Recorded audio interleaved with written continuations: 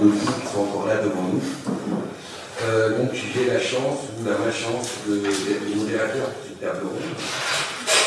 Comme vous savez, le thème c'est la jeunesse, donc le vote des jeunes, et bon, c'est tout connu que les trois sont parler 2 minutes, je vais prendre le temps pour moi, je vais profiter. Alors pourquoi je dis ça? Simplement parce qu'au départ, quand on m'a invité à la table ronde, je me suis dit, tiens, c'est sympa, il se rappelle que j'ai fait un boycott il y a quelques années, je me suis dit, pas tout ça carrément. Et au regard de la journée du colloque disciplinaire, je me suis aperçu que finalement, ce que j'ai fait, j'avais pu voir ce colloque, j'aurais eu peut-être une sorte de vision différente de ce que j'ai pu faire en tant que tel. Donc en fait, ce terrain, je le citais dans le cadre d'un postdoc, on m'avait demandé de travailler sur la politisation des jeunes. Et comme il le sait par exemple Camille, la politisation des jeunes, il y a pas mal d'institutions qui coincent, parce qu'il y a jeunes et politiques, qui sont des jeunes qui font pas de ménage. Et très vite, on m'a demandé d'expliquer, notamment au référent de l'époque, c'est quoi un jeune. Donc, du coup, j'ai réalisé que, parce qu'aujourd'hui on a eu tendance à en parler comme si c'était quelque chose d'homogène, mais en fait, il y a plein de populations qui n'est pas homogène, c'est les jeunes. Donc, partant de là, c'est qui les jeunes. Après, j'ai réalisé aussi que les jeunes, c'est pas par rapport à l'âge. Je sais pas, pour rien expliquer qu'on était plus jeunes quand on travaillait. Moi, par exemple, j'ai mon poste cette année. Du coup, depuis, voilà, à 53 ans, ça y est, enfin, je suis adulte. Donc, vous voyez, même le rapport à l'âge. Par contre, et je suis content de Vincent qui en parlait tout à l'heure, ce qui est intéressant, et j'ai pu le voir dans mon travail, c'est qu'il y a, par contre, des phénomènes de génération en termes de vote, mais aussi par rapport à l'âge, il y a, on pourrait dire, 2 familles. Les 15-18 et les 18 autres. 18-25, c'est quoi fait. Très vite, quand vous travaillez sur les 15-18, vous apercevez que, pour la plupart, c'est eux, entre guillemets, les plus politisés. Peut-être parce qu'ils ne peuvent pas voter, peut-être parce qu'ils sont plus intéressés, peut-être parce qu'eux aussi, ils sont en train de se construire, parce que les 18-25 ans, comme vous l'avez dit tout à l'heure, ils rentrent dans la vie active, etc. Ce phénomène, par contre, de génération, je suis en train d'en parler une minute, existe. J'ai pu le voir avec mon terrain parce que pour le CACOF, c'était ma commande du CNRS, on m'a demandé de travailler sur ces jeunes et je me suis aperçu, en parlant d'un sondage, qu'en 2010, 20% des jeunes avaient voté nationaliste. C'était donc un sondage de l'INSEE à l'époque. Et ces jeunes donc avaient allé au principe qu'ils avaient 18 ans. Ce qui est assez intéressant par rapport à la génération. Parce qu'en 2017, donc le nationalisme corse devient majoritaire, comme diraient mes collègues canadiens, en prenant la région.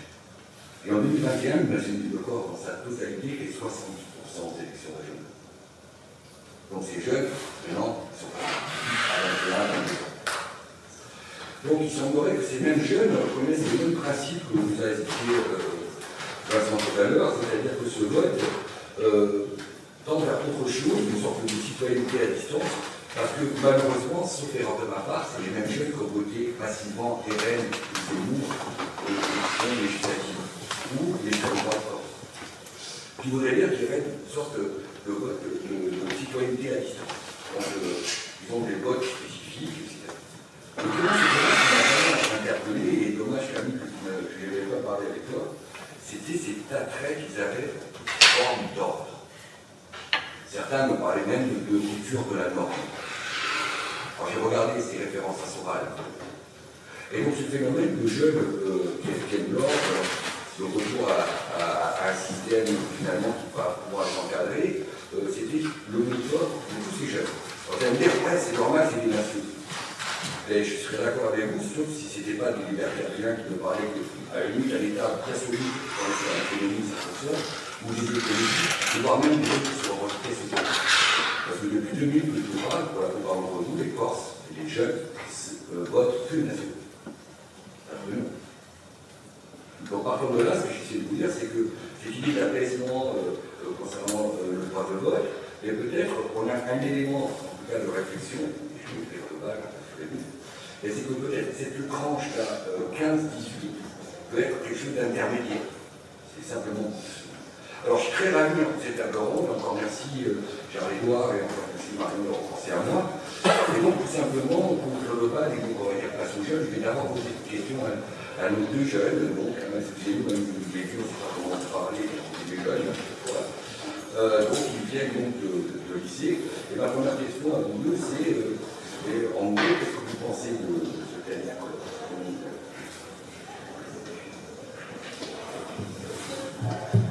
Bonjour à toutes et à tous. Alors, venez de nous. C'est bien. Déjà, merci beaucoup d'avoir pensé à nous aussi pour cette journée, et surtout, merci d'avoir organisé cette journée en général. En fait, c'est grâce à des gens qui se soucient aussi de se poser des questions sur les jeunes que certaines choses peuvent avancer, et ça nous fait plaisir. Ce thème-là, c'est vrai que avant de participer à cette journée-là, on n'y avait pas tellement pensé. En tout cas, pas dans les instances que l'on représente ici.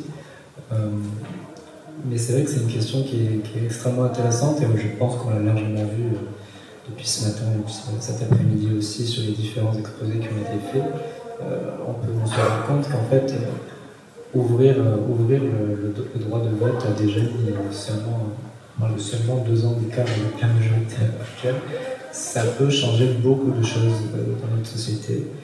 Dieu sait qu'elle est perturbée en ce moment. Alors, c'est vrai que ça a été assez intéressant.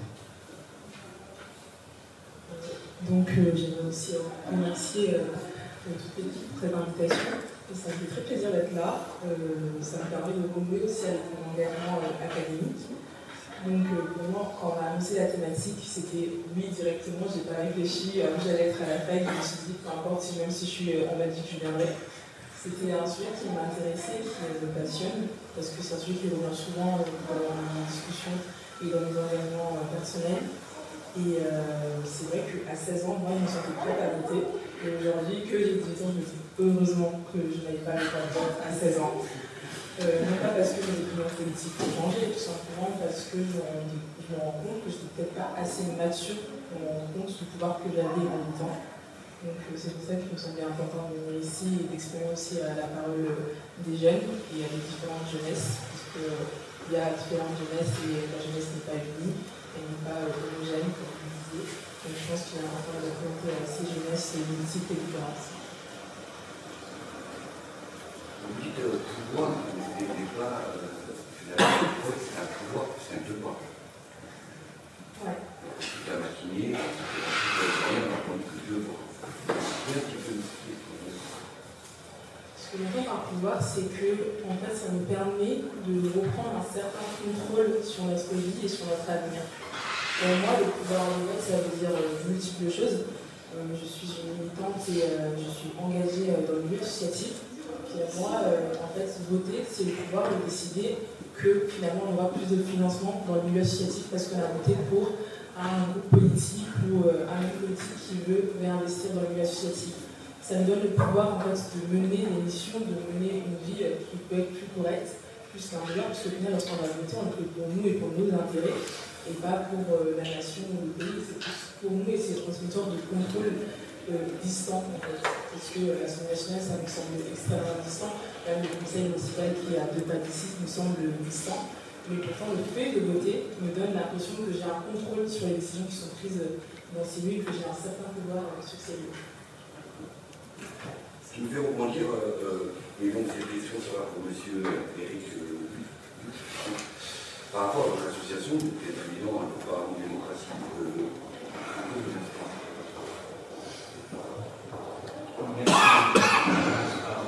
remercier les organisateurs. Alors, je fais connaissance aujourd'hui avec mon Paoletti, mais je connais bien Charles-Édouard Sénat, et je connais le thème de scolaire qui soit toujours à l'avant-garde démocratique. Et à travailler comme chacun, c'est sur la révocation des élus, sur le veto populaire, maintenant l'abaissement de l'âge de vote à 16 ans. Je vois une certaine continuité de motivation. Donc merci beaucoup pour cette invitation.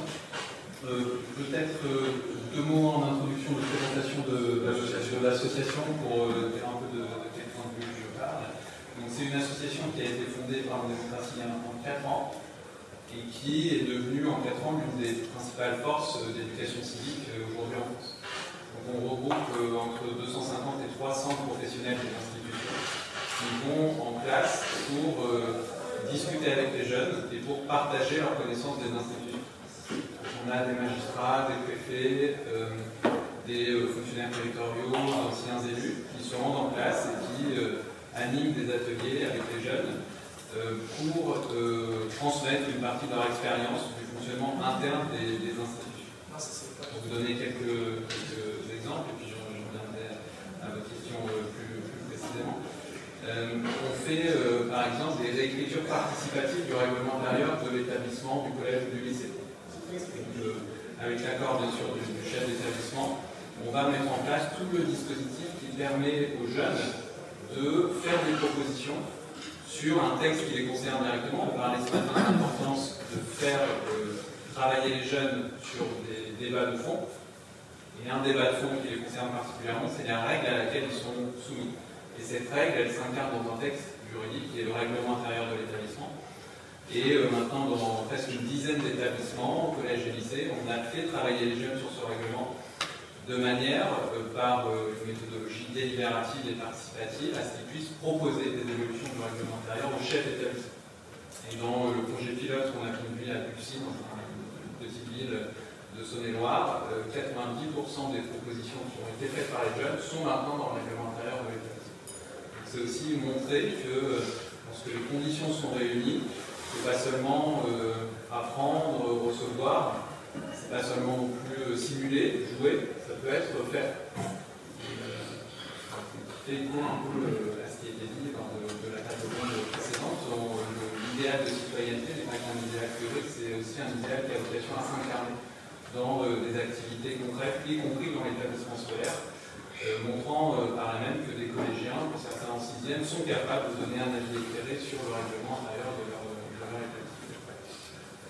On a aussi, et j'en viens plus directement au sujet de cette table ronde, un de nos modules principaux qui est une simulation de débat parlementaire. Donc on propose un texte à la délibération des collégiens et des lycéens, et un peu comme le feraient des députés, ils proposent des amendements, ils les débattent, ils les votent, et ensuite ils se prononcent sur la proposition. Et une des thématiques majeures qu'on traite dans ces modules de simulation, c'est l'abaissement de l'âge du vote à 16 ans. Donc on demande aux jeunes qu'est-ce que vous en pensez, est-ce que vous êtes d'accord. Et on a mené des expériences dans plein de cas différents. Devant 200 jeunes à Nancy, c'était des lycéens, devant 500 jeunes lors de la nuit du droit dans un grand amphi de Lyon 3, en mode séance publique. J'en parlerai peut-être un peu tout à l'heure sur les résultats parce que c'est très intéressant. Et puis, dans plusieurs dizaines de classes, en mode commission, c'est-à-dire devant une classe. Et donc, on a un grand recul sur ce que les jeunes pensent de l'abaissement du vote à 16 ans. Et par rapport, c'est mon biais universitaire aussi, après ce mon débat, j'en viens plus directement à votre question. Les jeunes considèrent, en tout cas de ce qu'on a pu en observer, que le vote et l'élection, le droit de vote, sont des éléments particulièrement importants de la vie démocratique. On n'a jamais eu, peut-être parce que ça ne se manifeste pas, c'est peut-être que nous faisons trop hétérodoxes, on n'a jamais eu de prise de position, de principe en disant de toute façon voter ça ne sert à rien. Au contraire, les jeunes considèrent que voter est un acte très important, ce qui d'ailleurs explique un certain nombre des résultats que je présentais tout à l'heure sur alors est-ce que les collégiens et les lycéens veulent voter à 16 ans ou... Et donc voilà, par rapport au pouvoir ou devoir, je crois qu'ils identifient, en tout cas dans notre expérience, comme les deux. C'est-à-dire à la fois un devoir, ils ont bien compris que c'était important de voter, mais aussi voter donne un grand pouvoir, ce qui fait qu'il faut exercer ce pouvoir du vote dans les conditions éclairées. Et ces conditions éclairées, lorsqu'on les fait débattre, il les matérialise d'un grand nombre de manières sur lesquelles je reviendrai tout à l'heure, mais voilà, je crois que pour eux, ils sont pleinement conscients du pouvoir que donne le vote, et en conséquence du fait que ce vote doit être éclairé. Je vous remercie.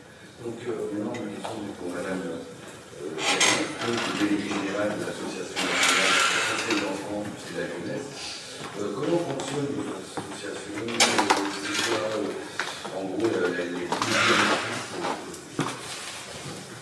Bonjour à tous, merci aussi.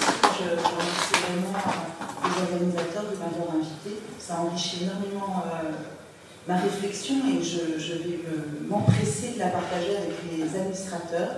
Je pense que ça les aurait énormément intéressés, puisque c'est une question qui nous traverse.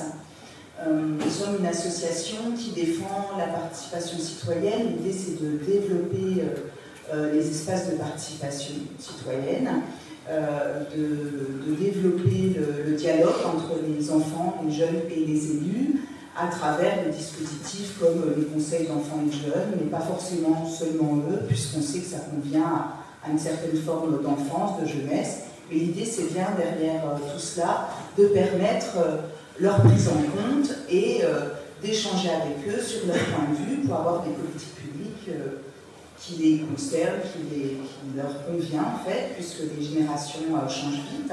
On en a parlé, on ne voit pas beaucoup de cela, mais c'est vrai on n'a pas beaucoup parlé du fait qu'on devient vieux en fait, sur ces questions-là, et que ça ne m'étonne pas, par exemple, d'entendre qu'à 18 ans, on dise finalement, heureusement que je n'avais pas le vote à 16 ans, parce qu'effectivement, on change, on prend conscience aussi de plein de choses, ça peut effrayer, et c'est pas du tout un jugement, c'est vraiment le parcours de vie, c'est normal. Et donc, comme on s'intéresse à toutes les formes de participation citoyenne, et bien finalement, on s'intéresse au vote, forcément. Depuis 2011, on fait des sondages à chaque élection, et puis à chaque fois, on constate cette abstention grandissante. Parfois, on est content, parce qu'il y a un petit rebond. Alors, on est tout content, on dit, comme le président la dernière fois, c'est pas une fatalité, regardez. Mais finalement, on constate bien qu'il y a une perte de confiance, une insatisfaction. C'est difficile en fait, le fait d'être jeune et puis dans cette société, et puis qu'il y a une forme d'insatisfaction grandissante, ce qui ne veut pas dire qu'ils ne sont pas engagés, puisqu'à chaque fois on interroge aussi leurs pratiques et ils ne sont absolument pas déconnectés, mais on a des profils de jeunes très engagés qui ne vont pas voter, on a des profils de jeunes qui finalement ne le sont pas du tout, mais ils vont encore parce que leur famille, il y a une habitude. Enfin voilà, c'est extrêmement divers. Et nous, notre objet, c'est d'essayer de comprendre tout ça pour leur permettre quand même de s'exprimer, déjà parce que c'est un droit, aussi parce qu'on ne vient pas citoyen du jour au lendemain et qu'on sait bien qu'en tant qu'adulte, on doit quand même mettre en place quelque chose pour que c'est là pour le coup notre devoir que les plus jeunes se sentent bien, grandissent bien et puissent s'exprimer. Et par rapport au vote, on a beaucoup de discussions, mais avec d'autres choses, le choix des formes d'élection, l'inscription. Enfin, on s'est posé tout un tas de questions parce qu'il n'y a pas que le vote à 16 ans comme levier. Et effectivement, je retrouve complètement les propos, c'est-à-dire qu'il y a une interrogation. Les jeunes sont très partagés par rapport à cela, les élus aussi, parce qu'ils voient bien que les jeunes sont partagés. Et puis, il n'y a pas de solution miracle. Mais en revanche, on sent bien que, quelque part, il y avait quand même une reconnaissance. Et puis, il y a cette idée de premier vote, ça on l'avait travaillé aussi lors d'un sondage, qui est très important, puisqu'après, si on n'y va pas, on ne tourne pas. Donc aujourd'hui, on est un peu perdu par rapport à ça, mais notre réflexion, c'est vraiment de voir avec eux ce qu'il convient, de considérer aussi leur façon de s'investir, qui n'est pas forcément celle du vote, d'échanger sur ces questions-là aussi, parce que c'est important d'avoir leur point de vue et pas de plaquer un autre dispositif. Et puis aussi de se dire que, et ça vraiment, même ceux qui sont pour le droit de vote dans notre réseau, qui sont des jeunes engagés à nous, qui sont investis dans les conseils de jeunes, dans les démarches de participation, dans les associations, et bien ils disent tous que pourquoi pas, mais pas sans rien. C'est-à-dire que, en tout cas dans notre pays, il y a quand même une question de crédibilité de la parole des jeunes. Ça, c'est vrai que on y accorde peu d'importance, on le sait. Certains oui, mais quand même beaucoup non. Enfin bon, voilà. Et puis, cette éducation à la citoyenneté, on en parlait. À chaque fois qu'on parle de ce sujet-là, les interventions, c'est en France on n'en a pas, donc on en a. Mais peut-être questionner la forme de d'éducation. Justement, aujourd'hui, il y a des associations qui offrent d'autres formats, et il faut vraiment le vivre, quoi. C'est vrai que c'est pas connaître les institutions qui donnent envie. On s'est tous, finalement on l'a oublié, mais on s'est tous ennuyés parce qu'on ne comprenait pas bien. En revanche, débattre, tout le monde aime ça. Les jeunes demandent des débats dans les écoles, ils demandent de questionner des sujets de société, ils aiment jouer justement à la simulation parlementaire. On a beaucoup de retours positifs sur ces jeux-là, etc. Voilà, oui, mais. Et les jeunes dans notre réseau, ils sont plutôt sur ce positionnement-là, puis des fois ils oscillent en fonction de ce qu'ils ont entendu. Et aujourd'hui, moi j'avoue que j'ai changé d'avis plusieurs fois au fil des échanges.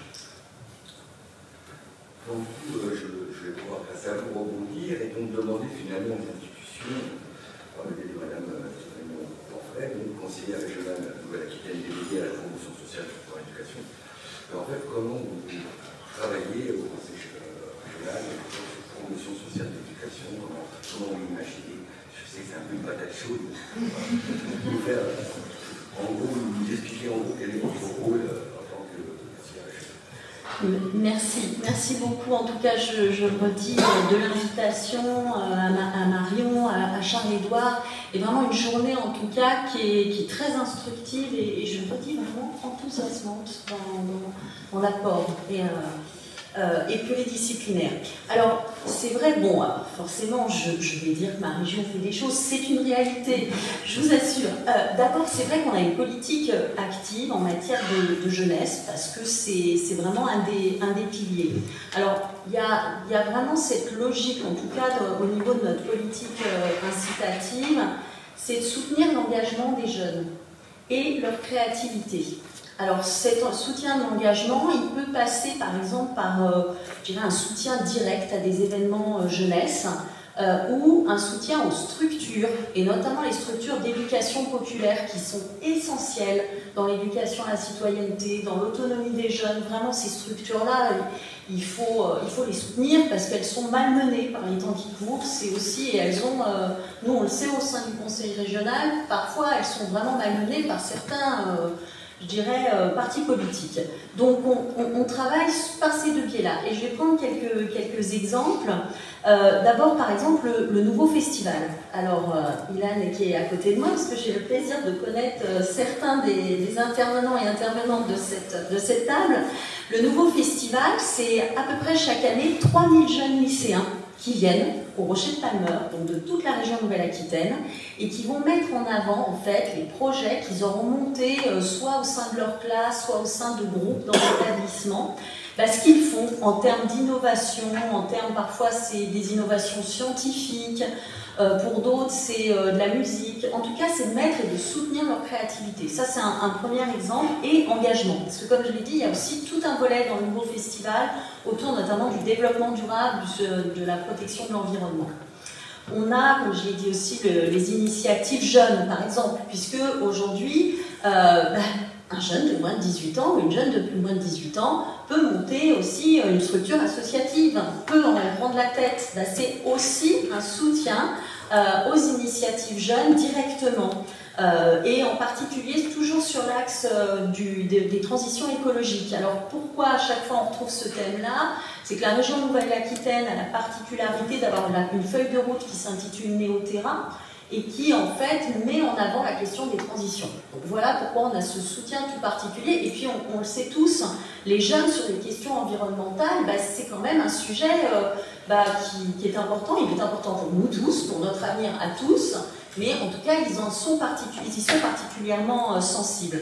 Donc là, c'est ce soutien direct, ça s'appelle le projet initiative du jeunesse, et puis toujours avec Ilan notamment, et puis sa camarade, on a un temps, on travaille aussi avec le rectorat sur, par exemple, le CDL par 11 ans. Voilà. Et donc c'est des temps aussi qui permettent là, de mettre en avant, puisque nous avons une compétence avec les lycées, eh bien, on travaille avec le rectorat et on organise ce temps d'échanges, de présentation des projets justement que font les élèves au sein des conseils de la vie lycéenne Donc ça, c'est aussi un temps fort. Et puis le dernier, c'est comme ça que j'ai eu le plaisir de connaître Ilan.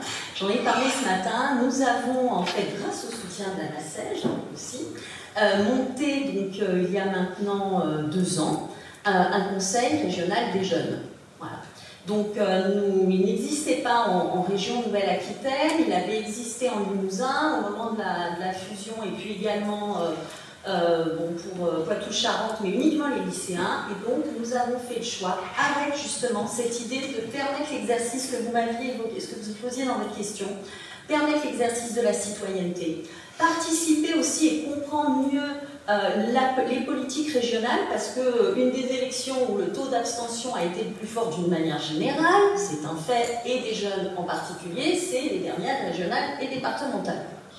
Donc il y avait cette idée donc, de participer, de voir un peu comment ça se passait, de mettre la main à la pâte.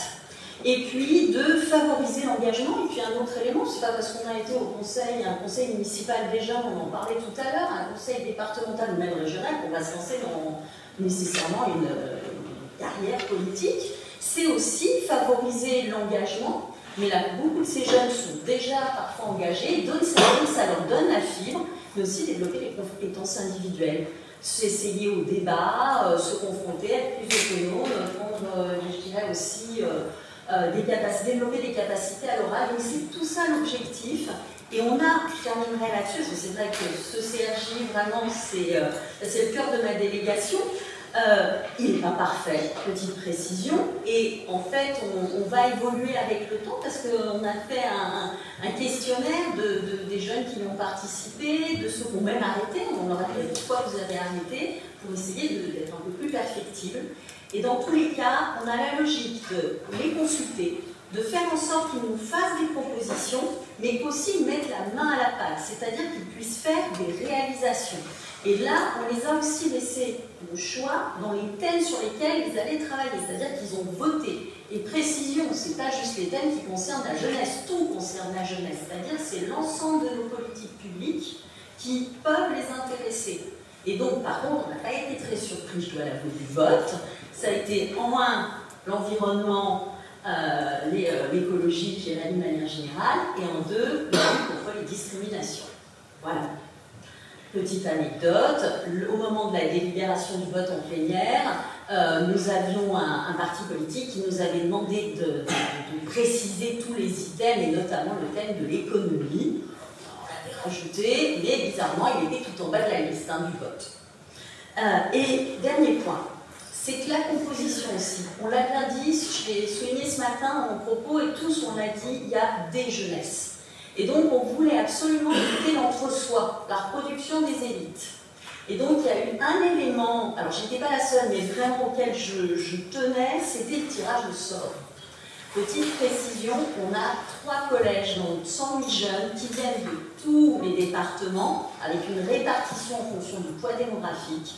Et donc, pour les étudiants, les apprentis, eh bien, ils sont, bien évidemment, une candidate, mais ils sont tirés au sort. Voilà. Avec parité, mais ça c'est la loi. Même chose pour les lycéens, mais comme je l'ai dit, nous avons un partenaire qui est le rectorat, donc ce tirage au sort se fait en fait au sein des jeunes qui ont été donc élus, à savoir les jeunes issus des CVL, des écoles déléguées, voilà, et des maisons des lycéens. Et puis on a toujours aussi, dernier point, cette logique, il ne faut pas qu'il y ait, vous voyez, le tirage au sort, c'est finalement, c'est pas pour moi, où il va falloir que je fasse une lettre de motivation, etc., des élections, non, tirage au sort. Et dernier point, on a un collège qui est jeunes actifs, mais qui sont des jeunes qui peuvent être en formation, suivis par les missions locales, par d'autres structures, et là, en fait, c'est un travail avec les partenaires, notamment les missions locales. Voilà, c'est d'aller en fait, ce travail aussi avec notamment les structures d'EducPop, aller chercher des jeunes qui n'auraient pas nécessairement eu se dire ah, c'est pas pour moi, et bien si, et honnêtement, bah, ça a plutôt pas trop mal marché, oui on est perfectible, mais voilà. Je suis désolée, je serai intarissable sur le sujet. Donc, je pourrais faire la même question, une question à Lorraine Masson, excusez-moi, j'ai du mal à prononcer le nom. Donc, en gros, dans l'association, le Forum des jeunes européens, Comment fonctionne votre association? Est-ce que vous voyez des différences par rapport à ce qui est dit par rapport à la France? Merci et merci également aux organisateurs de m'avoir invité et d'avoir invité surtout les organisateurs de la société civile parce que je pense que c'est un outil de terrain. Donc le Forum européen de la jeunesse et la Fédération européenne des associations de jeunesse et nous représentons à peu près 6 000 organisations de jeunesse venant des 4 coins de l'Europe sous 2 formes de structure. D'une part les conseils nationaux de la jeunesse, un conseil par pays. En France, c'est le CNAGEP, le Conseil national des associations de jeunesse et d'éducation populaire. Et il y a des structures similaires dans tous les pays en Europe. Et ensuite, les associations diverses de jeunesse, que ce soit les scouts, les mouvements jeunes des partis politiques, des groupes confessionnels, des syndicats d'étudiants, toute jeunesse organisée. Et nous plaidons pour que la voix des jeunes soit entendue dans la politique et pour que les nouvelles lois reflètent les besoins et les problèmes des jeunes. C'est pas toujours la même chose, mais c'est lié. Et en ce qui concerne le droit de vote, notre campagne, qui est donc une campagne plutôt au niveau européen, donc pas particulièrement pour la France, et je viendrai dessus tout à l'heure, existe depuis plus de 20 ans. Ça a commencé notamment dans les pays germaniques et scandinaves, comme vous pouvez l'imaginer. L'Autriche étant le premier pays en Europe d'introduire le droit de vote pour les jeunes de 16 ans en 2007. Et bien sûr, notre campagne a connu différents slogans, couleurs, formes, quelques exemplaires ici, celles qui ont pris les autres collants. Avec plaisir, on avec vous. Mais ça reste quand même une demande centrale des organisations de jeunesse. Et d'ailleurs, on parle plutôt de l'abaissement de l'âge du droit de vote, pas forcément le droit de vote à 16 ans, parce qu'il y a même des associations qui demandent, comme on l'a dit tout à l'heure dans le dernier panel, qui demandent à ce que les jeunes puissent voter dès l'âge de 14 ans. Et donc, notre campagne européenne, nous l'avons en 3 volets. Premièrement, nous organisons des événements et des formations de sensibilisation auprès des jeunes, dans un premier temps, parce que comme on a entendu, souvent des jeunes ne se sentent peut-être pas eux-mêmes prêts à voter. Deuxièmement, donc de soutenir les campagnes au niveau national, de pouvoir introduire des réformes au niveau national ou local. Et troisièmement, nous faisons aussi un plaidoyer au niveau européen directement, c'est-à-dire auprès des institutions européennes pour introduire un acte électoral européen qui demanderait une nouvelle règle pour l'âge de voter au niveau européen, pour les élections européennes. Et peut-être ajouter une remarque de quelque chose que nous avons observé dans notre travail que je trouve très important. Et nous l'avons touché sur différents angles. C'est que c'est souvent des jeunes militants âgés de 18, 19, 20 ans qui sont les plus passionnés par cette question. Ce n'est pas les jeunes de 16 ans et 17 ans. Je l'avons dit déjà. Pourquoi? Alors, je pense que quand on est ignoré par la société, politiquement parlant, quand on ne nous dit jamais que notre opinion compte, comment voulez-vous qu'on le sente prêt à voter? Ça, c'est du jour au lendemain, on n'est pas considéré comme un citoyen et tout de suite, on nous dit qu'on a le droit de voter. C'est normal que ça paraît de pas de psychologie.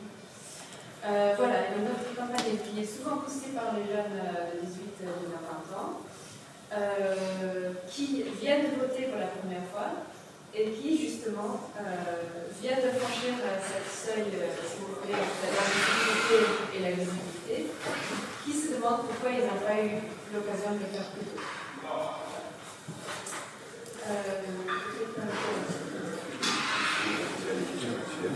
Donc je reviens vers Mauricien, parce que là, ils ont pu voir un petit peu comment s'organise autour d'eux le monde du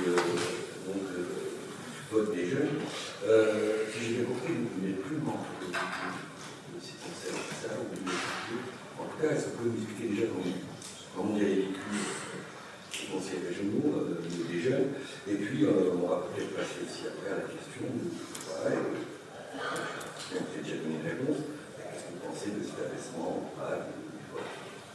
passer avec le lycée. Évidemment, votre expérience dans cette organisation.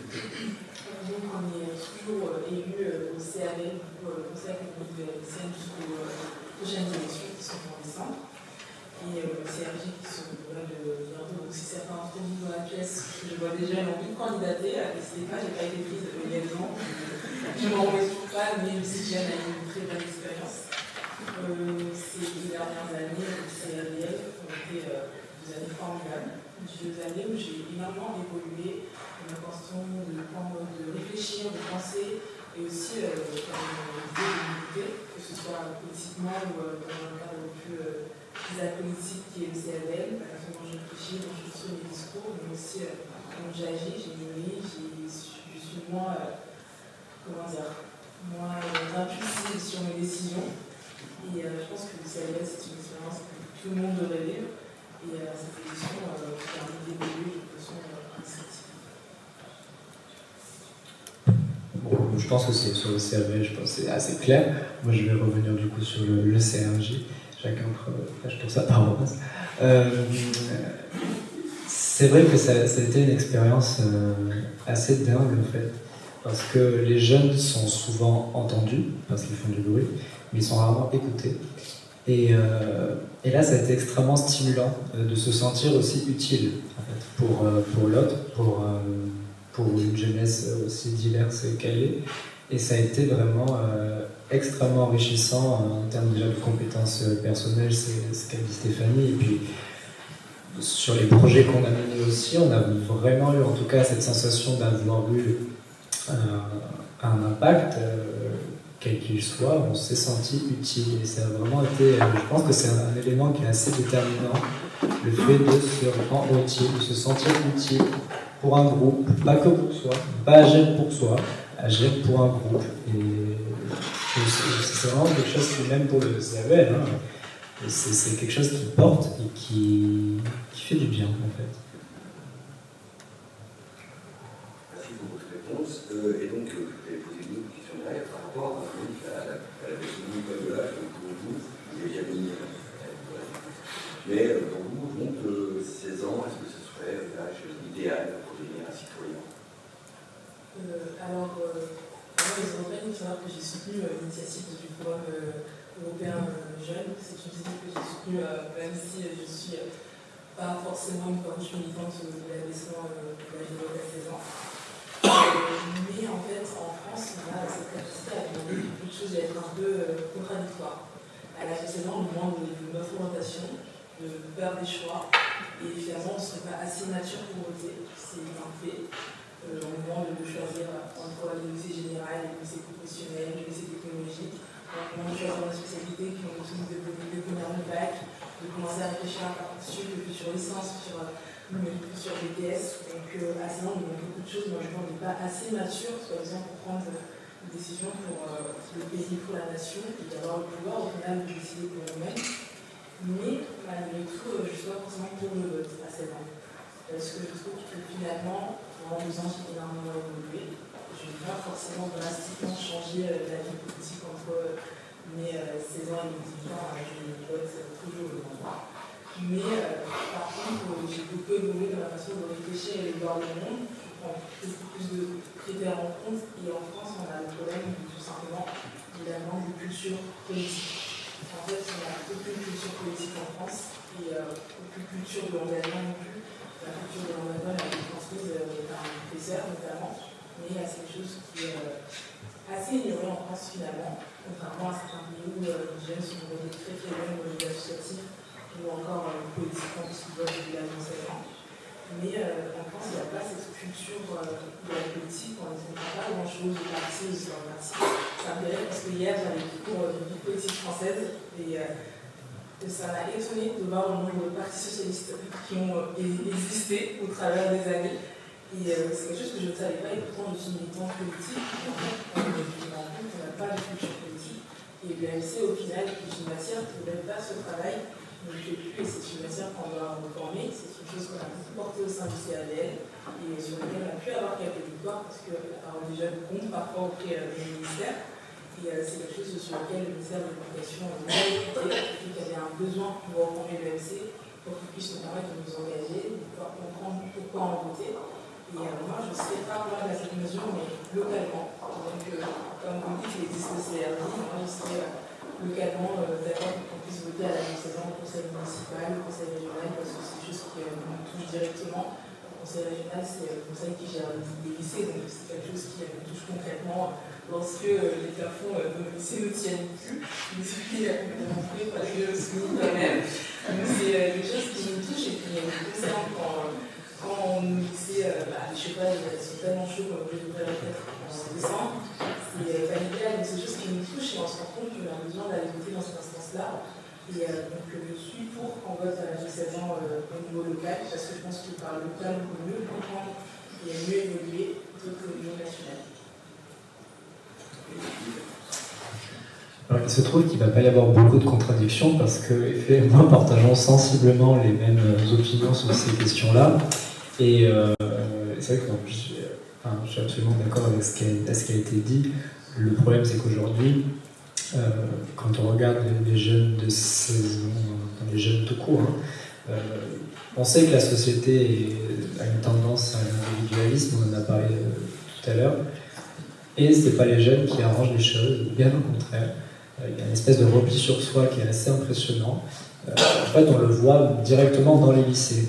Quand on a des élections dans les lycées pour que les élèves choisissent leurs propres représentants, on atteint des niveaux d'abstention qui sont presque pires que les élections nationales ouvertes aux majeurs. C'est incroyable. C'est incroyable. Et puis, au-delà de ça, une anecdote qu'on partageait tout à l'heure avec Vincent Mas, notre délégué académique à l'Elyséenne.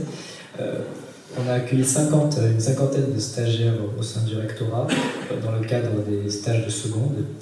Cinquantaine de stagiaires. Tout le monde savait qui était dans son délit de classe. Ils étaient la moitié, moins de la moitié, à connaître leurs représentants au sein de l'établissement. Et ils étaient deux sur la cinquantaine, à connaître leurs représentants auprès du rectorat. C'est-à-dire, en gros, nous, finalement. On essaye de porter leur voix, ils ne connaissent pas, ils n'ont aucun intérêt là-dessus, et c'est assez frappant. Et c'est vrai qu'il y a vraiment un manque de culture politique, et même un accès à l'information qui est complètement biaisé, puisque finalement, où est-ce que les jeunes vont chercher leurs informations sur les réseaux sociaux? Qui on trouve sur les réseaux sociaux? Les experts de la com. Qui sont les experts de la com? Je ne vous fais pas un dessin, vous avez vaguement l'idée. Et c'est là qu'on voit finalement quelles sont les orientations politiques des jeunes aujourd'hui. C'est celles et ceux qui arrivent à mieux leur parler, sans forcément avoir de fond, mais ça c'est un avis très personnel. Mais c'est assez frappant. Alors moi aussi, je ne suis pas extrêmement favorable à cette idée du vote ABC à 16 ans, parce que déjà j'ai l'impression que certains à 18 sont complètement perdus. Mais cependant, j'y avais pas pensé jusqu'à ce qu'on en discute avec Effet, cette question d'élire, en tout cas de participer aux élections municipales, j'ai pas trouvé ça complètement stupide, parce que c'est vraiment le premier échelon finalement de l'élection, donc ce qui est le plus proche de nous, et j'ai trouvé que ça pouvait être effectivement un moyen d'amener progressivement peut-être les jeunes vers les élections. Et ce que je disais tout à l'heure avec le conseil régional des jeunes, cette idée d'amener les autres à penser pour un groupe, pas à penser que pour soi. Et cette question du local ne me semble pas complètement idiote.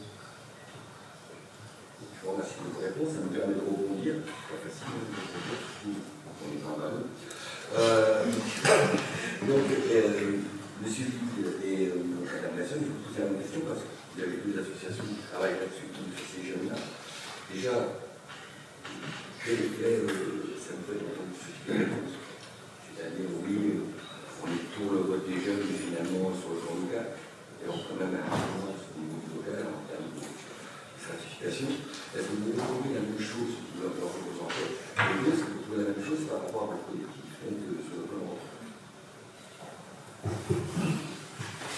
Merci beaucoup. Effectivement, ça me donne l'occasion d'entrer davantage dans les résultats de ce qu'on observe lorsqu'on fait débattre les jeunes sur cette proposition de la justice sur l'abaissement du vote à 16 ans.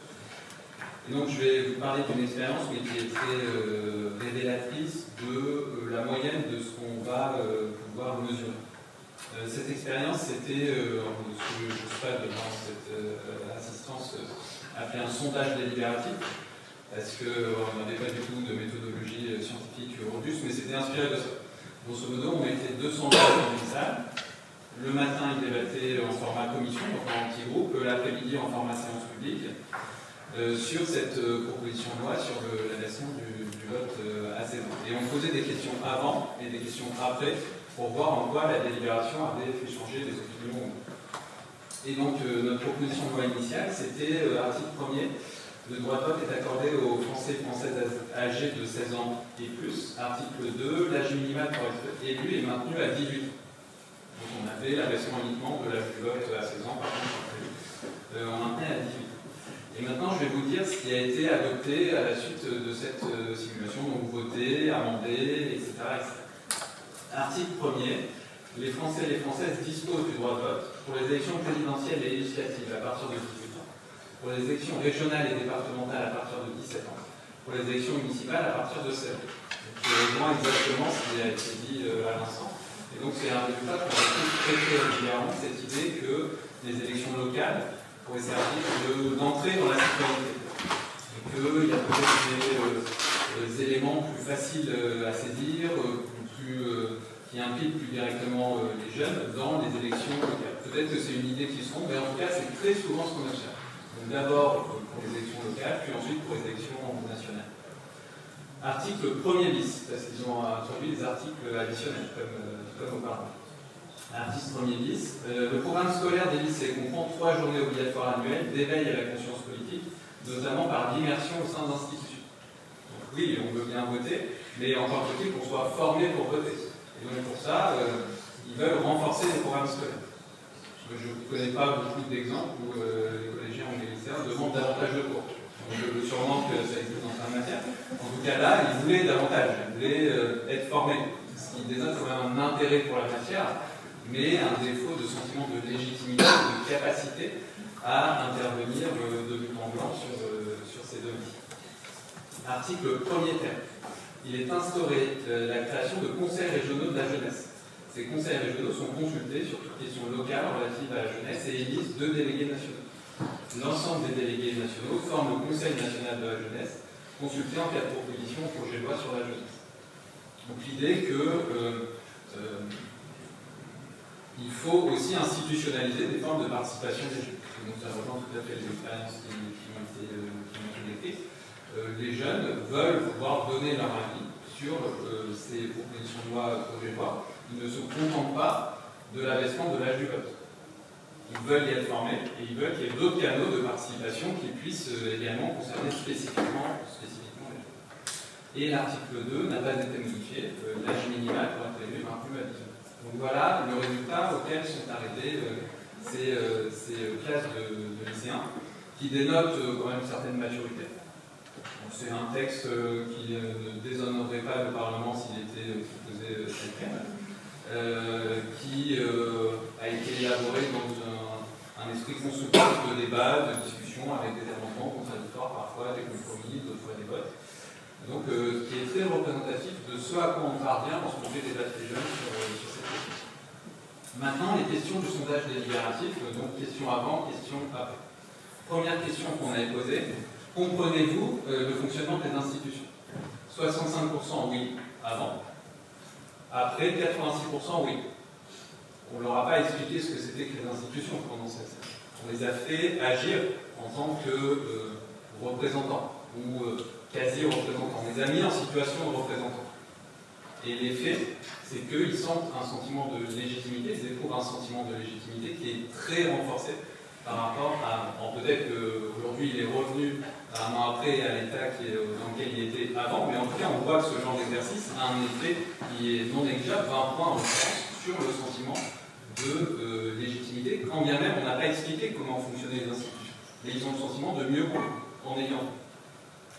Deuxième question qu'on a posée, pensez-vous qu'il est utile d'aller voter? 95% de oui avant, 97% de oui après, donc on était déjà sur des résultats très importants. Il y a sûrement aussi un biais de déclaration. Mais en tout cas, on n'a pas observé de variation forte sur ce terrain. Troisième question, pensez-vous que les jeunes sont assez matures pour voter à 16 ans?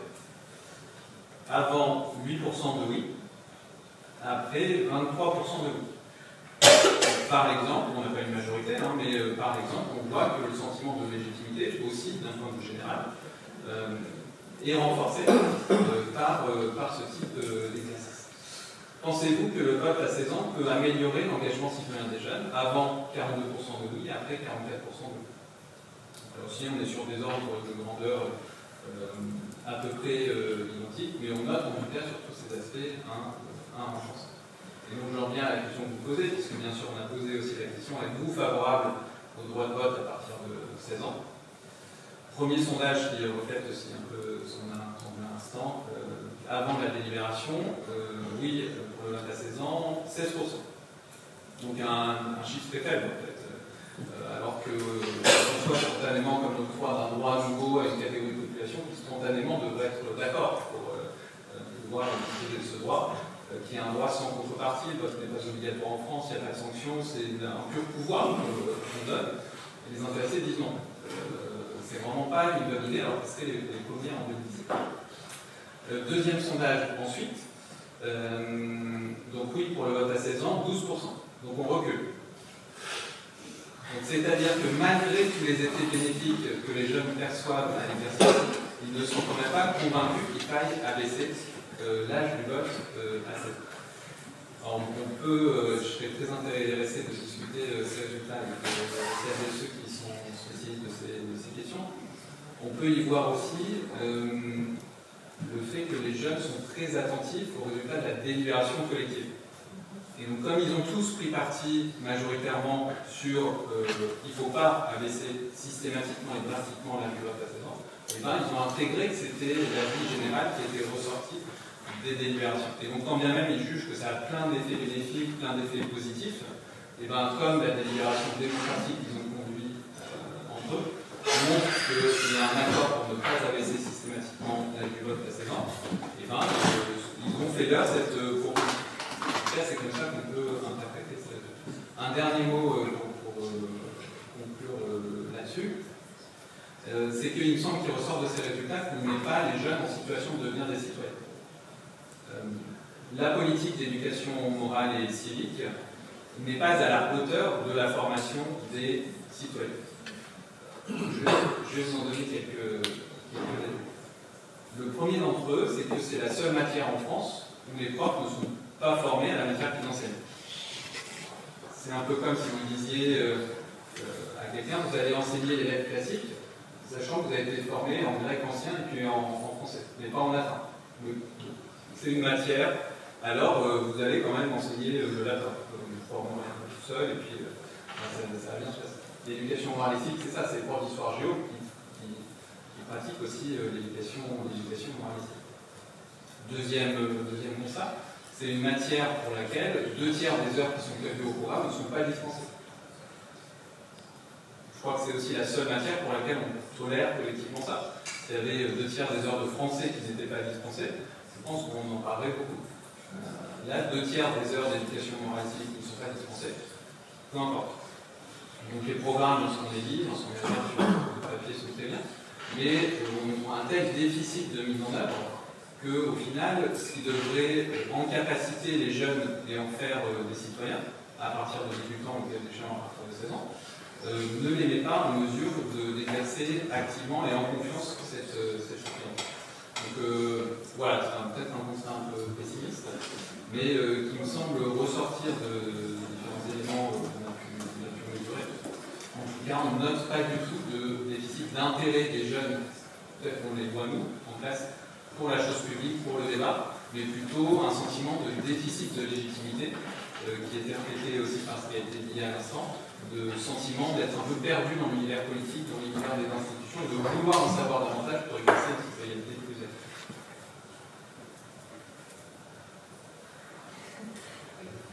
Alors, oui, j'ai bien l'habitude d'entendre les deux côtés du débat. Je pense que j'aimerais bien ajouter ce que Yann Eichhorn nous a présenté ce matin pour ce budget-là. que les données depuis l'Écosse nous montrent qu'il y a un changement d'attitude après la réforme, à la fois chez les jeunes et chez les moins jeunes. Et donc, on voit bien qu'en Autriche et à Malte, où le droit de vote actuellement existe depuis plusieurs années, il n'y a quasiment plus de débat de savoir si c'était une bonne réforme ou pas. J'admets qu'en Belgique, la réforme étant toute fraîche, c'est moins tranché, mais je pense qu'avec le temps, ça viendra aussi que ceux à qui on accorde de nouveaux droits vont également réussir. Voilà. Je pense qu'il y a aussi des portes parallèles où je constate avec le mouvement de droit de vote pour les femmes au XXe siècle, où de nombreuses femmes se croyaient indignes d'une voix, juste précisément parce qu'elles ont été un peu méprisées par les politiques. Elles n'ont jamais trouvé capable ou souhaitable qu'elles votent. Donc je vois vraiment des parallèles là-dessus. Et ensuite, je pense que c'est aussi une question de quel est le but d'une telle réforme. Et on en avait parlé tout à l'heure avec la présentation de tout à l'heure, que les jeunes qui veulent plus faire entendre leur voix cherchent des moyens, que ce soit par les conseils nationaux ou régionaux de la jeunesse, mais il faut se souvenir aussi que nous voulons inciter les partis politiques à mettre plus dans leur programme des thématiques qui concernent les jeunes. Et il y a, démographiquement parlant, de moins en moins de jeunes en Europe. Donc, si moins de jeunes ont droit de vote, forcément, les partis politiques vont créer des programmes qui s'adressent à leurs électeurs, qui sont, du coup, voilà, les personnes un peu plus âgées. Donc, c'est logique que la politique qui est faite aujourd'hui s'adresse plutôt aux besoins des gens qui sont plus âgés. Donc, il faut penser un peu stratégiquement aussi. Si on veut faire ressortir les intérêts des jeunes dans la politique, il faut penser comment est-ce que la politique est réellement faite, quel est le rôle des partis politiques. Et ben, il faut être peut-être un petit peu cynique pour dire comment est-ce qu'on peut aussi forcer les partis politiques à s'intéresser plus aux questions des jeunes. Voilà. Maintenant, est-ce qu'en France, en septembre 2024, c'est le bon moment? Est-ce que toutes les conditions sont réunies ici pour introduire le vote précédent? Peut-être pas, je l'avoue. Mais cela ne veut pas dire que le moment ne viendra pas bientôt. Je vous remercie. Donc, pareil, je vais faire des questions doubles, comme ça, on avance plus vite. Et un peu plus, je dirais, carré. Donc, Madame André et Madame Bernett, donc, par rapport à vos fonctions, donc, je dirais, institutionnelles, est-ce que vous avez finalement observé les mêmes choses? C'est-à-dire ces jeunes qui, une fois politisés, se sentent moins légitimes d'être élus, sauf dans, je dirais, dans le cadre plus sectoriel ou plus je dirais, stratifié, par exemple, si on parle des mairies, ça peut être aussi des quartiers. Je me souviens que quand même, je ne voulais pas des quartiers.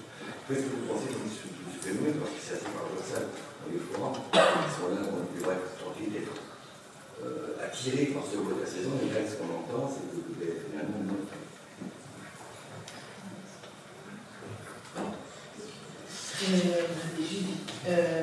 Je pense qu'on intègre pas mal de choses quand même.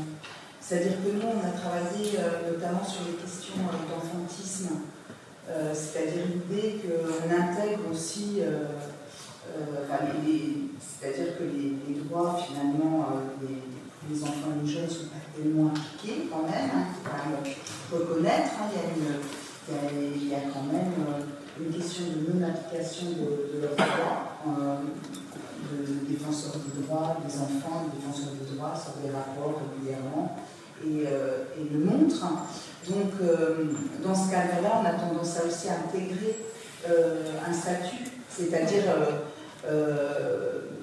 effectivement les conditions ne sont pas optimum, donc on se dit on n'est pas prêt, on n'est pas légitime, et puis aussi on a une éducation très descendante. En France, donner le droit d'association aux jeunes, c'est un peu compliqué. les journaux de jeunes sont censurés. Enfin, on n'est pas dans une dynamique comme ça d'émancipation. Même si je défends cela et qu'il y a plein de lieux qui mettent en place des démarches. Il n'est pas du tout, pas blanc ou noir, mais il n'empêche qu'on a encore des progrès à faire. Donc de ce fait, je pense, pour plein de jeunes qui n'ont pas vécu, n'ont pas eu l'occasion de toucher du doigt voilà ce que c'est de se sentir légitime, donner son point de vue, eh bien ils sont timides et bien gentils et ils vont au-devant finalement des craintes des adultes. Mais je pense que c'est pour ça qu'ils sont partagés. Mais au fond, je pense que derrière, il y a quand même une grande demande d'être pris en compte, d'être écouté. Donc finalement, le dispositif, c'est pas le plus important, c'est vraiment ce qu'il faudrait vraiment se poser comme question, je pense. Et si on se la pose un peu, on dit que le droit de la saison en fait partie, des réponses, c'est quand même comment on leur fait plus de place, comment on les équipe davantage et comment on répond à leurs demandes d'écoute. Et finalement, je ne suis pas sûre qu'à 16 ans, on pense dispositif, on pense besoin, mais on n'est pas là, on n'est pas obligé non plus vous voyez, on leur fait porter la réponse aussi au problème. En fait, ce qu'ils veulent, c'est être écoutés, avantage agir, pouvoir, dans leur vie de tous les jours, ne pas dépendre toujours de règles données par les adultes qui ne leur conviennent pas. Ça ne veut pas dire que la discussion n'est pas possible et que parfois les règles qu'on leur propose sont toutes mauvaises, mais en tout cas, ça manque de dialogue. Et finalement, ça veut dire aussi ouvrir les portes. Donc, quelque part, il y a peut-être besoin surtout d'avoir un débat plus largement avec eux pour comprendre, pour aussi partager les points de vue des uns des autres. Et effectivement, je rejoins Marie-Pierre, c'est-à-dire qu'il y a vraiment finalement, potentiellement, les jeunes, on se souvient nous-mêmes, on a intégré le fait que finalement, je ne suis pas légitime, je suis mineure, on ne me demande pas mon avis. Voilà. Si on se rappelle, même si moi ça fait quelques décennies, j'ai quand même les vagues souvenirs, je ne peux pas me permettre. Et c'est vrai que la démocratie scolaire, il y a des choses, je veux dire, elle existe, le CDL, c'est des outils extraordinaires.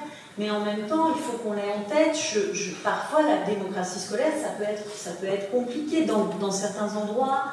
Et là aussi, est-ce que je suis légitime? Est-ce que j'ose y aller? Etc. Et c'est vrai qu'en fait, il y a aussi un autre élément. La légitimité, le fait que j'ai envie d'avoir, quand on est dans cette tranche-là, d'âge, on a envie de mettre la main à la pâte. On n'est pas sur les mêmes temps que les adultes. On est sur des temps longs. Et la politique, c'est un temps long. Voilà. Et donc, potentiellement, vous trouvez qu'on va pas assez vite. Voilà. Au-delà je rajouterais le fait que parfois, on ne vous écoute pas. Mais en plus, ça ne va pas assez vite. Le temps n'est pas le même. Et c'est pour ça qu'ils vont chercher potentiellement d'autres formes d'engagement. Je veux dire, les jeunes français, je crois dans les enquêtes, je ne vais pas dire de bêtises, mais sont même plus engagés que d'autres jeunes européens. Et donc, comme ils mettent la main à la pâte, j'aime bien cette expression, mais ils sont dans l'action. Et donc, le temps politique, c'est pas forcément de l'action, en plus, on ne leur laisse pas la place. Et ce que je disais ce matin, au-delà de se dire 18 ou 16 ans, et d'ailleurs, parenthèse, je pense qu'en 1973-74, sur « Oula, on va donner le vote aux jeunes à 18 ans », peut-être qu'on avait les mêmes réflexions qu'on a aujourd'hui autour du vote à 16 ans. Je dis ça, je dis rien. Voilà. Et le conservatisme, peut-être qu'il est toujours un peu là. Peut-être, entre guillemets. Et dans tous les cas, c'est qu'il faut qu'on passe à 16. À titre personnel, je suis pour. Mais qu'on passe à 16 ou qu'on reste à 18, il faut absolument entendre la parole des jeunes. Il faut impérativement inclure dans nos politiques les jeunes. Il faut de la démocratie participative via un CRJ ou d'autres structures, mais il faut absolument qu'on ait leur positionnement et il faut inclure ce qu'ils portent, les thèmes qui sont les leurs, c'est aussi les nôtres. Voilà, quand on porte haut et fort la lutte contre les violences sexistes et sexuelles, quel que soit notre âge, eh ben, on en est bénéficiaire. Quand on lutte contre le réchauffement climatique et la biodiversité, eh ben, on vit tous sur la même planète. On est bien d'accord. Et le dernier point, oui, on est vieillissant. L'Europe, la vieille Europe, on est tous vieillissants sur cette planète quand même globalement, mais il ne faut pas opposer les générations, parce que le risque de ne pas inclure ce que portent les jeunes et de ne pas les inclure je dirais, suffisamment dans la vie politique, parce qu'il faut se reconnaître pour avoir envie de mettre un bulletin dans une urne, il faut se reconnaître aussi dans les élus qui nous représentent. Et donc, c'est tous ces éléments-là qui fait aussi, pour faire société, eh bien, il faut bien évidemment prendre toutes les tranches de la vie, et donc y compris les plus jeunes, et ça passe potentiellement, et là ça n'engage que moi, par un vote à 16 ans. Donc, on va passer par vous, et je pense que c'est vous qui avez lancé le débat de toutes les pratiques qui sont faites. Et après, je poserai une question à ça. Vu que c'est une question, on ne peut pas. Est-ce que vous pensez que le fait de voter plus localement vous rend plus légitime, ou est-ce que vous avez plus le besoin, en tant que citoyen, d'être imprégné dans la cité, exactement. Et donc, pour vous, finalement, le vote principal, c'est la liberté. Je pense que par définition, on est plutôt ancré dans sa cité, puisqu'on y vit, Enfin, c'est vraiment le quotidien. C'est pour ça que moi, ce que je pensais, c'est que c'était peut-être effectivement une bonne porte d'entrée dans la citoyenneté, parce que c'est ce qui nous concerne directement dès qu'on sort de chez soi, et même quand on y est. Donc, c'est extrêmement intéressant. Donc, pour ça, je suis plutôt convaincu. Et juste, je voulais revenir sur ce que tu disais, Stéphanie, notamment sur la question de la légitimité. C'était extrêmement intéressant parce que si les jeunes n'arrivent pas à avoir leur propre légitimité, c'est-à-dire qu'on a tendance aussi à leur enlever très facilement. Et à chaque fois, voilà, dans les 2 mandats que j'ai exercés là, quand il s'agissait du mandat avec le rectorat, la première barrière sur toutes les actions qu'on menait, c'était les professeurs. Et on en a parlé d'ailleurs, c'était les professeurs qui étaient dans cette optique-là d'éducation descendante, et l'élève est un élève, il n'a pas à faire autre chose que suivre ses cours.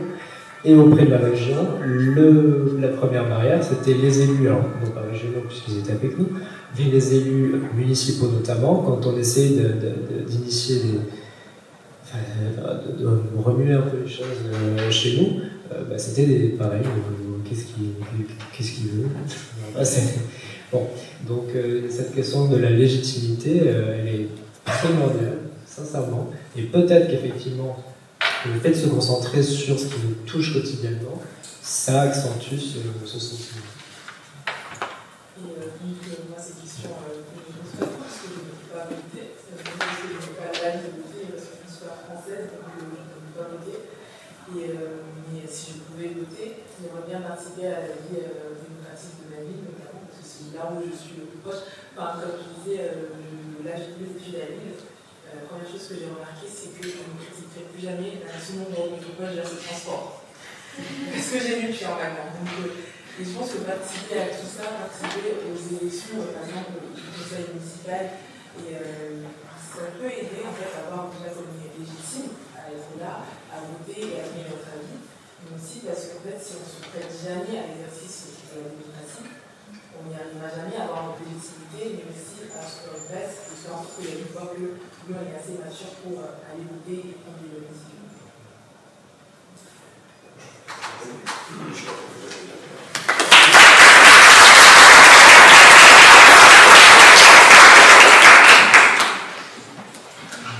Oui, merci beaucoup, c'était vraiment passionnant avec des retours d'expérience vraiment très forts.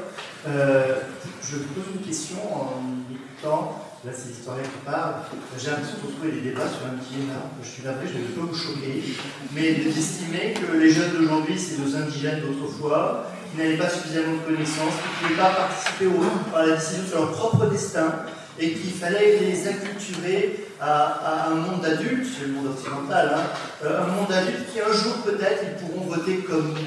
Et moi, ça me gêne un peu dans cette idée où il faudrait s'acculturer à un système pour pouvoir être de bons acteurs et qui renierait la question fondamentale des raisons d'agir, tout simplement, c'est-à-dire qui a des raisons d'agir Et si la raison d'agir n'est pas le motif principal, bien avant tous les autres. Alors, par contre, c'est un peu choquant, mais je suis exprès, hein. Vous avez compris de se faire cette comparaison, mais en même temps, il y a tellement d'échos. Est-ce que, parce que j'ai 16 ans, je ne connais pas tout, je ne suis pas capable de voter, mais dans ce cas-là, retour le vote à 50% des votants qui ne savent rien du système. Donc il y a un argument presque absurde. Enfin, c'est une réaction de pourquoi, hein, on est d'accord, hein, c'est extrait. Et donc je souscris tout à fait ce qui a été dit tout à l'heure en disant, mais il est de Paris, si, rappelez-vous, les Français étaient contre l'abolition de la peine de mort, rappelez-vous, les Français étaient contre l'IVG, rappelez-vous. Bah, donc, il y a quelque chose là qui me gêne dans le débat, comme si finalement, seuls les sachants étaient au pouvoir, et là on est dans une sorte de reproduction parfaite de ce qu'il y a de pire dans notre système, où on choisit un meilleur qui sait plus que moi pour décider à ma place, et on reproduit le cœur du système, donc ce qu'il y a de pire, j'ai envie de dire, dans ce débat. Je provoque un peu, je grossis le trait, j'aimerais bien que vous réagissiez à ça, et aussi de temps en temps les étudiants qui sont à ça, ce qu'ils en pensent, parce qu'ils ne sont pas un peu plus vieux que vous, mais pas beaucoup plus. Donc ça serait intéressant d'avoir d'autres voix, peut-être discordantes, je ne sais pas. Donc voilà, c'est une proposition. Et puis je veux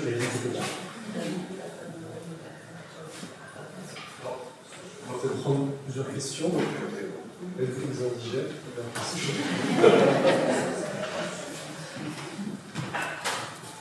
Je ne suis pas étudiante. Je vais quand même de prendre la parole. Merci beaucoup pour vos interventions, pour la question qui vient d'être posée. Moi, je reste perplexe en fait. Alors, je souscris à la remarque qui a été faite, hein, parce que classiquement, que ce soit les femmes, les enfants, les personnes âgées, les personnes d'origine étrangère, elles ont historiquement été quand même regroupées dans un système, en tout cas, dominé par les hommes, etc. Justement, pour provoquer aussi un petit peu, je suis assez perplexe parce que sur plusieurs points, mais je vais peut-être en dire que deux. D'une part, par rapport à la question qu'on se pose aujourd'hui, c'est finalement qui exprime cette question du droit de vote à 16 ans. Parce que les témoignages qui sont là, ils sont extrêmement intéressants et montrent bien plusieurs choses aussi. Moi, je ne suis pas certaine que ce soit uniquement la question de la légitimité qui ferait qu'on s'empêcherait de se dire à 16 ans, oui, les jeunes devraient avoir le droit de vote. Je ne suis pas certaine que ce soit que ça. C'est peut-être ça, mais pas que ça. Mais on voit bien que finalement, il peut y avoir des volontés, mais quelle visée en fait? Encore une fois, c'est vraiment la question de pourquoi faire et comment. Pourquoi faire, dans le titre de l'intervention de notre collègue belge, il y a la question de comment les jeunes belges peuvent redynamiser la démocratie. Donc ça, c'est une entrée, c'est une visée. Les visées, elles peuvent être d'autres. Mieux écouter les jeunes, leur point de vue. Est-ce que ça passe nécessairement par le droit de vote? Est-ce que c'est une garantie de droit de vote? On va mieux entendre les besoins des jeunes, leur point de vue, etc. Si par ailleurs, il n'y a pas d'autres espaces qui existent et qui sont utiles à ça. Mais de qui vient la demande, en fait? Et pour quelles raisons? Et ça reste un premier point de perplexe pour moi, depuis le début de la journée. Et un deuxième point, je trouve ça très intéressant, c'est dans le sens là de ce qui était l'intervention précédente. Pourquoi finalement on serait... J'entends l'argument de dire les jeunes ils pourraient voter dès 16 ans dans les élections municipales parce que c'est les plus proches. Moi je ne suis pas tout à fait d'accord avec ça, parce que tout ce qui est voté, il y a quand même un cercle restreint de missions de prérogatives au niveau municipal, départemental, régional, national et européen. Et finalement, quel que soit le niveau, ça peut paraître plus proche localement, mais il y a des décisions qui sont prises qui impactent notre quotidien direct, que ce soit au niveau européen, national, etc. Du coup, je me questionnais sur l'argument que je peux comprendre. D'un côté, je suis rassurée parce que c'est qu'au niveau local, mais bon, là, il y a différents niveaux, et je me dis, on sent légitimement au niveau local, mais il y a encore, carrément, c'est plus proche de mon quotidien. Mais finalement, à différents niveaux, il y a des décisions qui sont prises, qui touchent le quotidien. Et ça, c'est mon petit grain de sel dans la discussion. Merci pour vos interventions.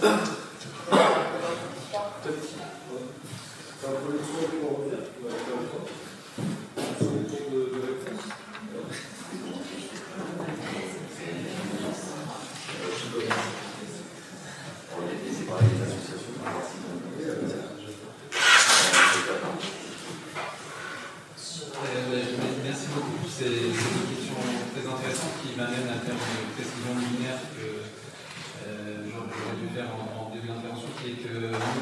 l'association n'a pas de position sur le vote à 16 ans. Ce que je vais relater, c'est ce que pensent les jeunes du vote à 16 ans. Moi-même, je ne suis pas bien sûr de savoir ce que je pense du vote à 16 ans, même si cette journée contribue à affiner un peu mes idées en même. Peut-être pour rebondir sur les deux questions qui ont été posées. Je crois que le débat sur l'âge du vote et qui peut voter est en fait une question qui est évidemment et principalement politique. C'est-à-dire qu'on va définir le corps des citoyens, collectivement le corps des citoyens, en faisant des choix. Et il me semble qu'en démocratie, dans nos démocraties représentatives, le principe est l'octroi du droit de vote. Sauf bonne raison de ne pas octroyer le droit de vote. On retire le droit de vote aux personnes condamnées, on retire, dans certains cas, de moins en moins, le droit de vote aux personnes qui sont incapables, ou non incapables. Mais le principe, c'est que tout le monde a le droit de voter. Donc moi, je prendrais la question un peu à l'inverse. Quelle est la raison pour ne pas autoriser les jeunes de 16 à 18 ans à voter? Est-ce qu'il y a une raison? S'il n'y a pas de raison, je crois que le principe devrait être, en démocratie, de leur permettre de voter. S'il y a des raisons suffisamment fortes, on peut en discuter. Mais il me semble que c'est comme ça qu'il faut raisonner. Après, la comparaison avec l'indigénat et l'idée qu'on obligerait les jeunes à s'acculturer au fonctionnement démocratique pour devenir de bons citoyens, etc. Effectivement, il y a peut-être un lien avec l'indigénat, qui est un lien en fait avec le projet républicain, qui a toléré l'indigénat. Mais le projet républicain, depuis les lois scolaires de la Troisième République, c'est de dire qu'on va former les citoyens. Donc on n'est pas citoyen, mais qu'on devient citoyen par le biais de l'école républicaine. Et donc c'est un projet effectivement républicain qui s'est concilié avec l'indigénat. Mais ça n'en demeure pas moins le projet républicain qui est que l'école de la République doit faire nation et que l'école de la République est aussi là pour corriger les inégalités. Parce que sans acculturation à la chose publique, qui sont ceux qui vont participer? Ceux qui sont, par leur socialisation familiale, déjà sensibilisés, peut-être aux questions institutionnelles. Et l'école républicaine est là aussi pour remettre tout le monde sur un pied d'égalité et faire en sorte y compris ceux qui sont les plus éloignés familialement, socialement de la chose publique, puissent avoir des outils intellectuels pour comprendre comment fonctionnent les institutions, le cas échéant d'échanger, proposer d'échanger, et pas simplement pour les suivre. Et le troisième élément sur la thématique qui est revenue à plusieurs reprises, les jeunes veulent être écoutés, ça passe pas forcément par la leçon du vote à 16 ans. Il me semble que notre histoire politique montre que pour écouter des personnes, il faut leur donner le droit de vote. C'est-à-dire on commence à s'intéresser au sort de personnes, les partis commencent à s'y intéresser parce que ce sont des électeurs potentiels. Et ce qui a été dit tout à l'heure sur les campagnes électorales au Royaume-Uni, en Écosse, etc., montre que les médias commencent à s'y intéresser, les partis commencent à s'y intéresser, lorsqu'on a affaire à des électeurs potentiels. Et donc, l'idée qu'il y aurait d'autres mécanismes pour prendre en considération ce que souhaitent les jeunes, me semble-t-il, n'auront jamais la même puissance que le fait de donner effectivement le droit de vote aux jeunes. Donc,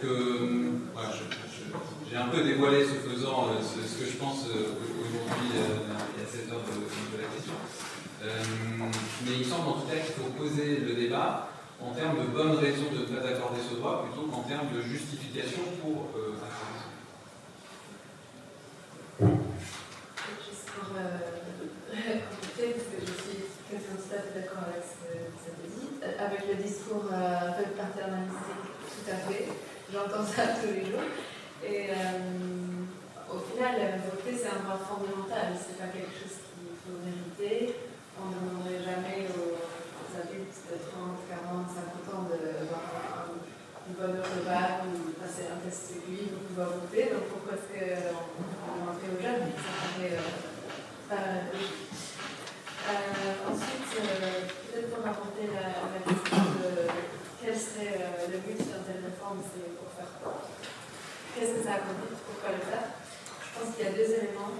Le premier, c'est, on a écrit qu'il y a un manque de confiance entre les jeunes et la collectivité. Donc si on veut restaurer ce lien de confiance, il faut prouver qu'on s'intéresse aux jeunes. Donc si si la politique ne fait pas confiance aux jeunes, comment est-ce qu'on veut que les jeunes fassent confiance à la politique? C'est les deux ensemble. C'est un élément.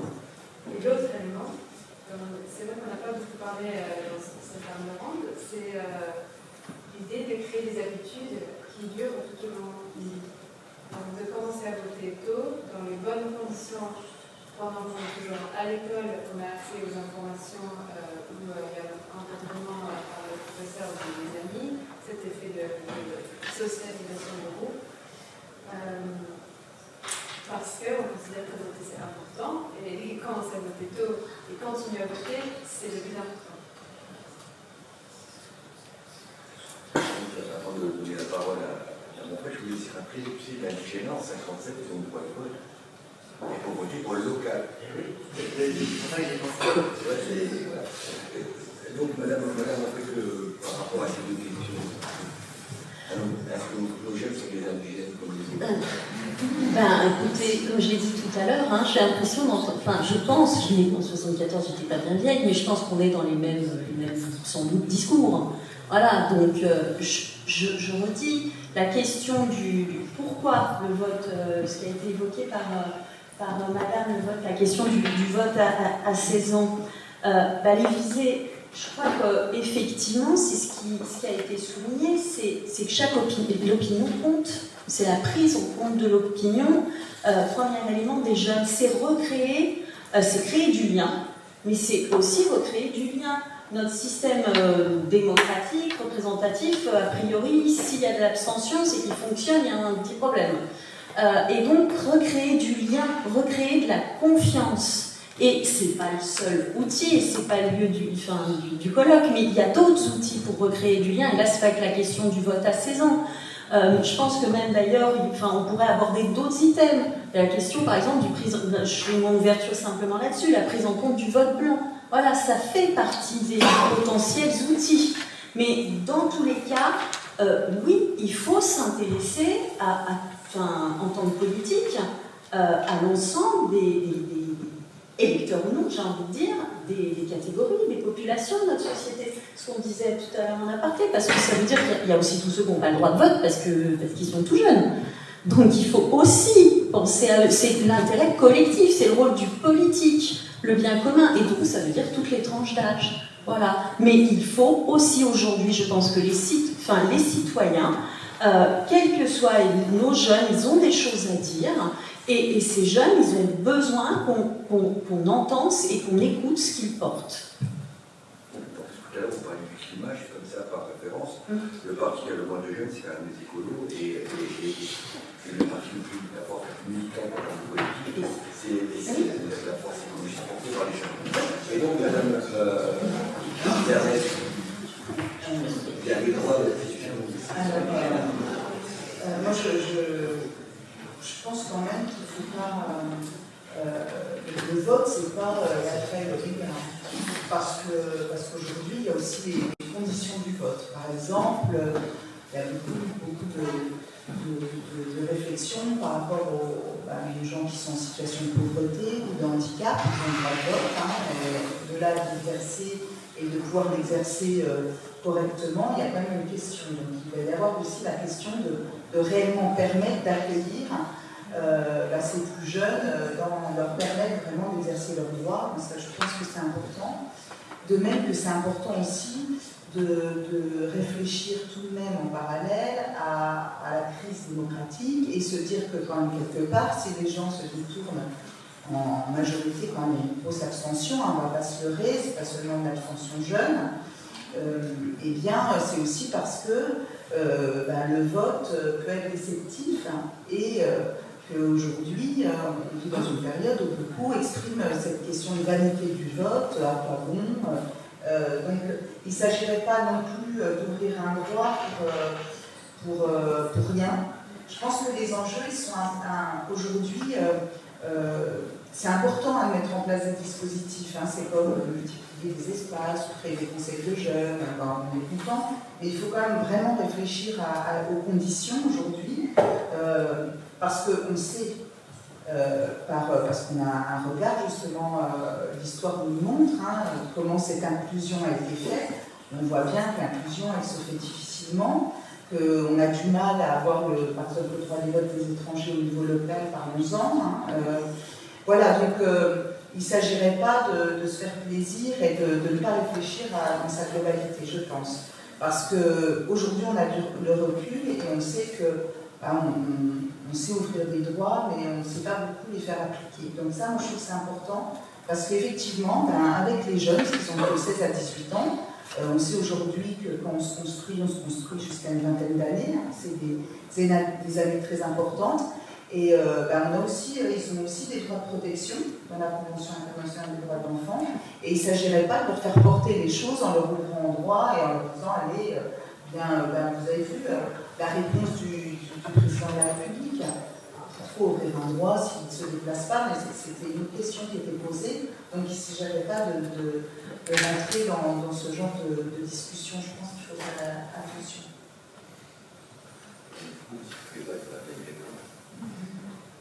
Est-ce que vous sentez dans cette catégorie, c'est un petit peu comme le citoyen à part, différent, ou finalement c'est simplement il y a. Alors, ce qui est assez marrant, c'est que Bilal et moi, on a un point commun.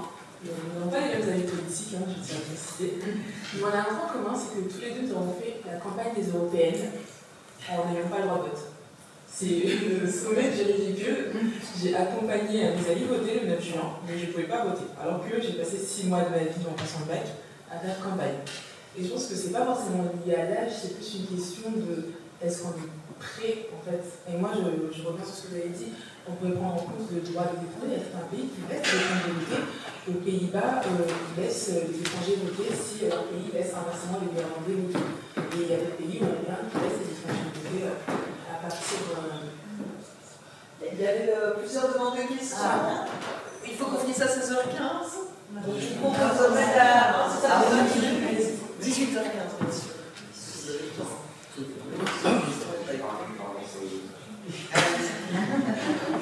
Je suis désolé, du coup, je vous coupe un petit peu dans votre réflexion. Je vais faire vite. Déjà, je vous répondre à M. Hakim, je ne suis pas du tout d'accord avec vous.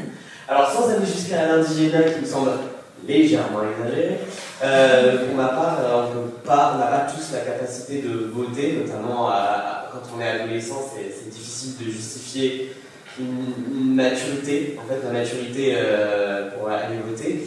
J'irais même plus loin, peut-être l'ouvrir, mais limiter cette possibilité de voter pour les jeunes en dessous de 18 ans, mais également pour les personnes les plus âgées. On en parlait tout à l'heure avec Mme Radica et Mme Nesson. À partir de 80 ans, on voit par exemple le président des États-Unis qui sucre un petit peu les fraises, avec tout le respect qu'il voit. Du coup, peut-être faire des tests de lucidité ou des connaissances en politique.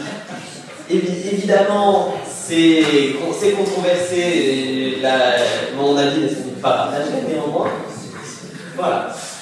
Du coup, deux petites questions. Voilà, je vais rejoindre Madame Rouillet, pardon, excusez-moi. Madame Rouillet, formuler un petit peu la question différemment. Est-ce que c'est pas un peu hypocrite de dire on ouvre les élections locales et régionales aux jeunes de 16-17 ans et puis leur refuser le vote au niveau national, voire européen, sachant que ça reste quand même le même acte, de 1. De 2, est-ce que l'urgence pour essayer de repolitiser un petit peu les générations futures n'est pas autre part, enfin la priorité en tout cas, autre part, par exemple, et là on discutait avec Madame Bédoc, le vote obligatoire ou encore des cours d'éducation civique en collège et lycée qui sont plus développés comme ce que l'Écosse peut avoir, et là on en discutait avec monsieur Lebrun. Merci. Alors, est-ce qu'il y a d'autres questions? C'est pas sûr qu'il y a d'autres tours après. J'avais quelques petits éléments. Alors, c'est vrai que je voulais revenir. Alors, effectivement, il y a une dimension normative, on l'a évoqué tout à l'heure, qui est inhérente en fait, à ce débat, à la question de l'éducation à la citoyenneté, du vote à 16 ans, et de ce qu'est un bon citoyen. On ne sait pas échapper à cette dimension normative, mais je pense qu'il y a un point de départ qui est légitime.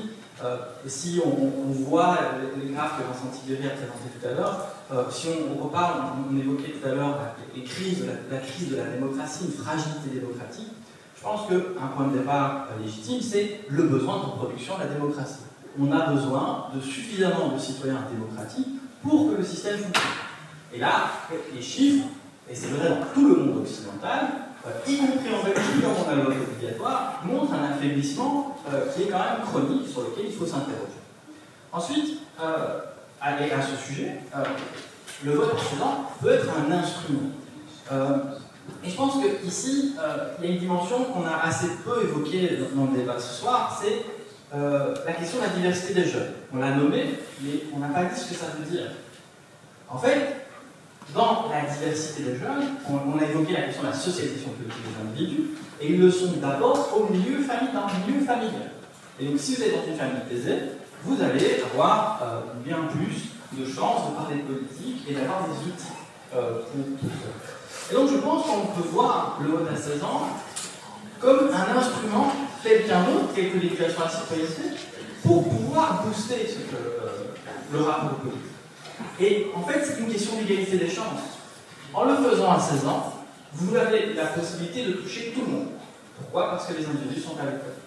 Vous le faites plus tard, vous ne toucherez pas tout le monde. Il y en a qui seront à l'université, il y en a qui travaillent.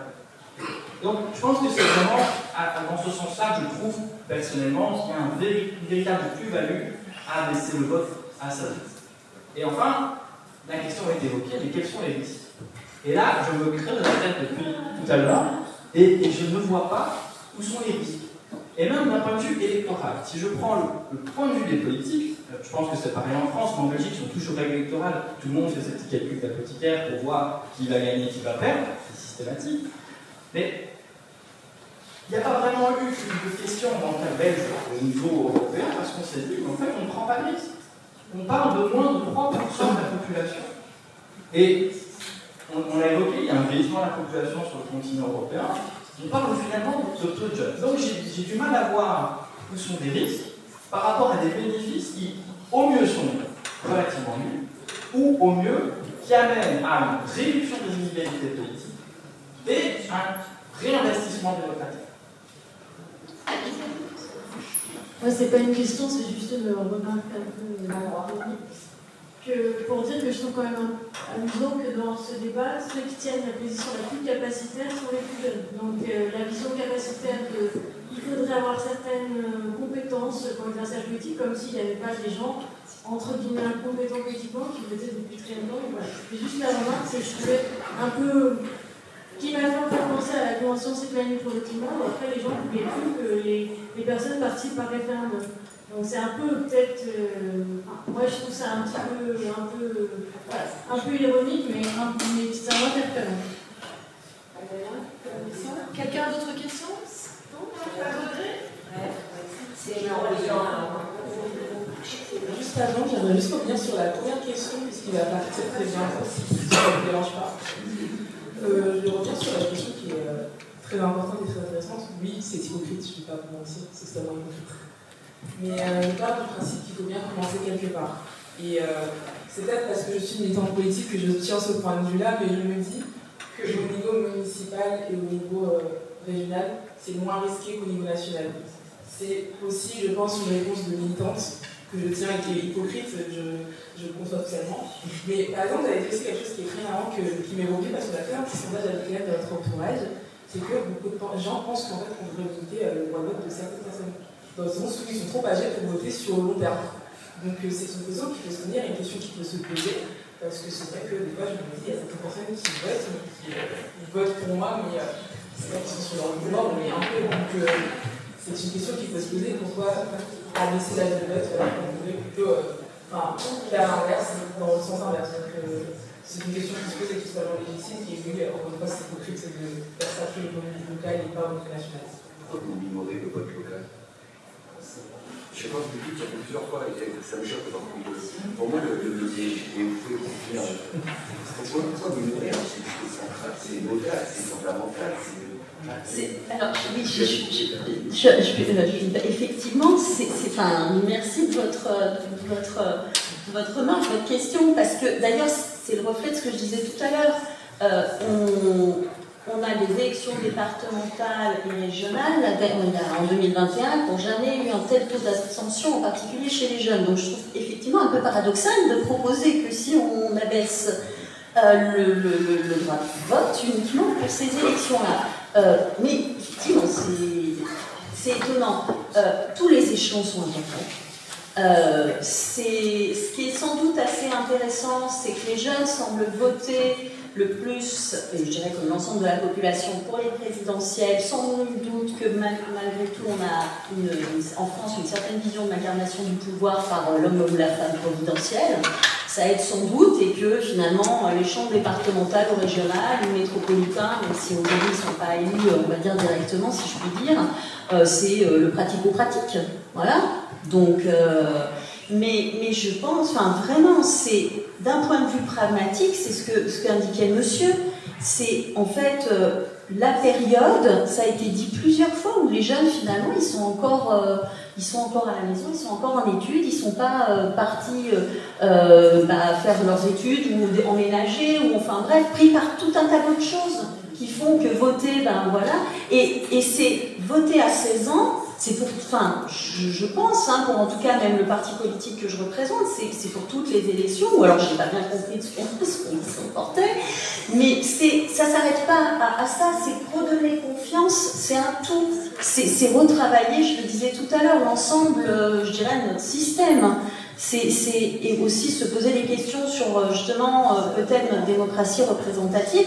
Et par rapport au vote des jeunes, il y a la question de la non-inscription ou de la mal-inscription.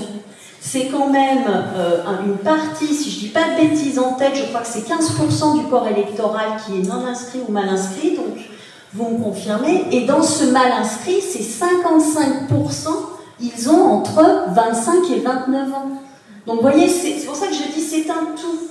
Et c'est un élément parmi d'autres. Il faut être pragmatique d'un point de vue démocratique, parce que notre démocratie, elle n'a pas méga bien, enfin pas comme en France, hein, voilà. Et je pense qu'il faut aussi par contre se dire qu'on fait un pari, parce que j'ai envie de dire on est optimiste, mais il ne faut pas décevoir. Voilà, c'est le seul élément que je dis, si on donne le vote à 16 ans, il ne faut pas décevoir, parce qu'il y a déjà beaucoup de défiance et de déception. Alors ce que je propose, c'est que maintenant tout le monde puisse répondre un peu à la question, vous faites des réponses plus courtes. Voilà, pas comme moi, je vous laisse la parole à l'équipe par rapport à ce qui est dit, et après je vais terminer.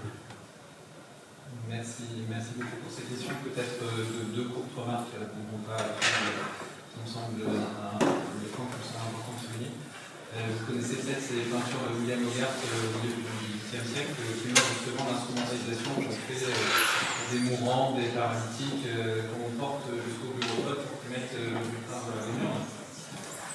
Et je crois que quand on est démocrate, il faut défendre ça.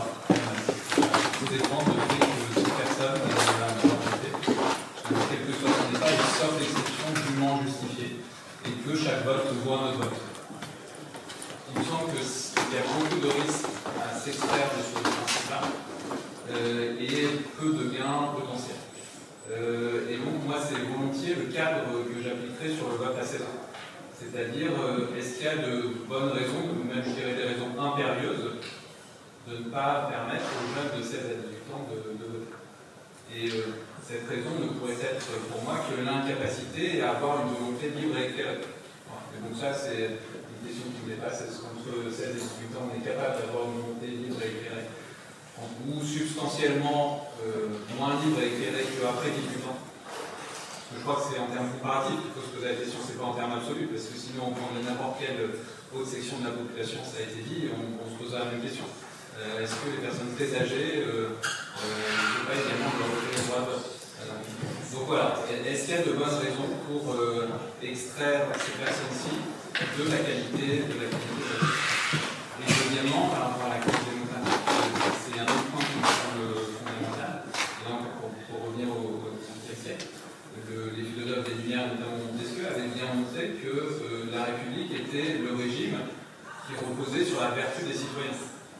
Et donc il faut qu'il y ait des citoyens démocrates pour que la démocratie se maintienne. Dans une tyrannie, dans une dictature, dans une royauté, il n'y a pas besoin que tout le monde adhèrent à la tyrannie, à la dictature ou à la légitimité de la royauté. Par contre, par un vote, et on l'a suffisamment vécu au fil de notre histoire ou de l'histoire européenne, par un vote, on peut renverser la démocratie. Et donc, si on n'a pas suffisamment de citoyens démocrates acquis au principe démocratique, eh ben, c'est le genre de risque qu'on court. Donc voilà, c'est ce qui me semble limité pour toutes les mesures qui renforceront la formation des jeunes à la démocratie, ou même du grand public, à la démocratie. Et j'ai cru entendre aujourd'hui un certain nombre de raisons qui militent dans le sens que abaisser à 16 ans l'âge du vote, c'était inculquer davantage le sens de la démocratie chez les jeunes. Et donc pour c'est un ensemble de raisons qui me semble aussi limité, décidément limité,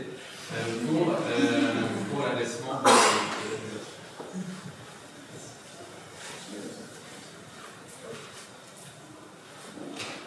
Je m'inscris dans tout ce que vient de dire Eric, donc je céderai bien à mon temps de parole aux jeunes. On va finir avec eux, donc d'abord, je vous entends Mme Lafay, qui a raconté Internet.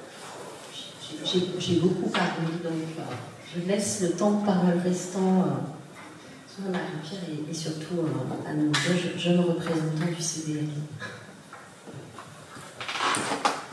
Très rapidement, j'ai envie de dire que ce qui me semble important, c'est que ces questions-là soient portées dans le débat public. Et que jusqu'à maintenant, il faut quand même dire qu'elles n'étaient pas beaucoup et que du coup, on n'avançait pas beaucoup parce que c'était une question qui n'était pas portée, qui ne questionnait pas finalement tant que ça les citoyens en général. Et je pense que déjà, le fait que ça devienne un sujet, eh bien, ça va être un déclic pour avancer. Parce que jusqu'à maintenant, est-ce qu'il faut donner un petit coup de pouce? Certainement, enfin voilà, c'est pas à moi d'en décider, et je vous dis, notre association n'a pas encore proposition, mais en tout cas, ça me semble positif parce que on sent bien, y compris au niveau européen, et j'ai été très sensible à l'idée que BBC Scotland commençait à faire des émissions avec des jeunes. Là, on voit bien ça, il y a des jeunes à la tribune, etc. Et je pense que déjà, c'est un premier pas. Et après, le reste viendra, je l'espère, et assez tôt. Il ne s'agira pas d'être trop long, comme disait Stéphanie, puisque parfois, pour prendre des décisions, on est un peu, sur ces questions-là, on est un peu long. Pour revenir à ce que vous disiez tout à l'heure, je ne limite pas du tout le local. C'est juste que je trouve que le local, c'est là où on a moins de manipulation politique. C'est là pourquoi au niveau local, on a moins les partis politiques qui essayent de nous vendre le rêve, notamment au niveau national.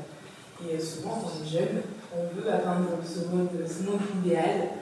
Et j'ai beaucoup de jeunes qui m'ont dit, qui ont 16 ans, franchement, moi, voter à 16 ans, je ne veux pas. Et après, je dis qu'on me vend le rêve, que moi, je veux pouvoir assurer encore un peu, parce que je n'ai pas encore 18 ans, je ne suis pas encore majeur, je ne prends pas de décision médicale, mais je veux encore croire à ce rêve encore un peu. Donc, pour moi, je n'aime pas du tout le local. Et comme je vous disais tout à l'heure, c'est aussi les partis politiques doivent intégrer les jeunes au sein de leur politique et de ne pas faire de nous un quota. Comme je vous disais, on a une campagne européenne peut-être différente entre nos amis politiques, mais parfois, on était le quota jeune à mettre quelque part. Et du coup, à partir du moment où on arrête de nous traiter comme un quota, je pense que les jeunes sont plus légitimes. Et si on met l'âge à 16 ans, les jeunes vont voter plus facilement parce que ce n'est pas un quota, c'est là pour des raisons politiques et parce qu'on estime qu'on est des citoyens éclairés.